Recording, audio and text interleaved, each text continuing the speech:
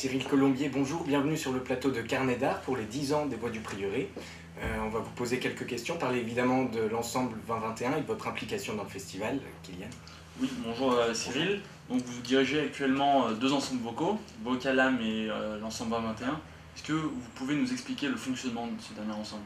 En quoi ça consiste? Alors l'ensemble 2021, il a été créé suite à l'énergie qui avait été mise dans les Voix du Prieuré, par des gens qui avaient envie, c'est un chœur amateur, des gens qui avaient envie de se lancer dans une expérience de création, dans des répertoires plus contemporains, donc soit de création, soit de reprise de musique, d'interprétation de musique du XXe siècle, chose qui est un peu, qui est moins pratiquée habituellement dans les chœurs, dans les autres ensembles. Voilà. Donc c'est des gens qui avaient ce projet-là de création, et également de travailler sur des formes de représentation un petit peu différentes, type concert-spectacle, concert déambulatoire.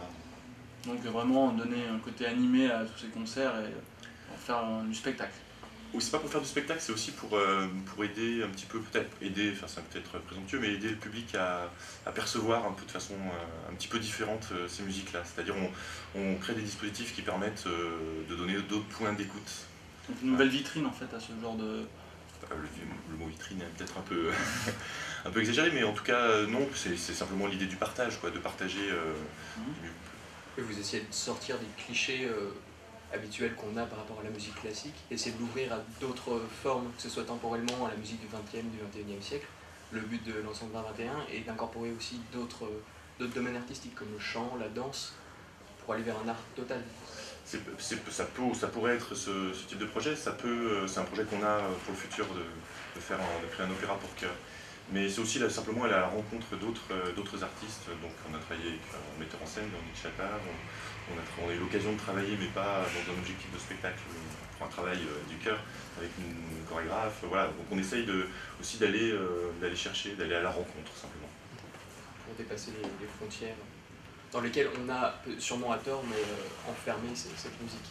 Oui, c'est vrai qu'il y a une dans image, commun, quand on dit musique contemporaine, il y a forcément une image un peu élitiste, un peu tour d'ivoire. Je pense qu'aujourd'hui, la musique vocale en plus se prête, je trouve, davantage et plus facilement à la rencontre des publics, la musique vocale contemporaine, que la musique instrumentale a priori, parce qu'il y a un contact direct entre les interprètes. Un médium qu'on connaît peut-être plus que la musique. Oui, je pense que puis on se sent peut-être davantage touché d'emblée, on va dire, par les voix, par la proximité des voix. C'est un petit peu aussi le travail qu'on essaie de faire, c'est de mettre les chanteurs à proximité du public et pas très loin. Voilà. Et justement, en parlant du public, mettre en scène comme ça des œuvres contemporaines, est-ce que vous diriez que c'est une prise de risque? Comment ça s'est passé sur les Voix du Prieuré, par exemple, votre rencontre avec le public? Ah, c'est une prise de risque, c'est certain. Parce que c'est vrai que la forme idéale, on pourrait dire, pour chanter, c'est effectivement une certaine proximité entre les chanteurs.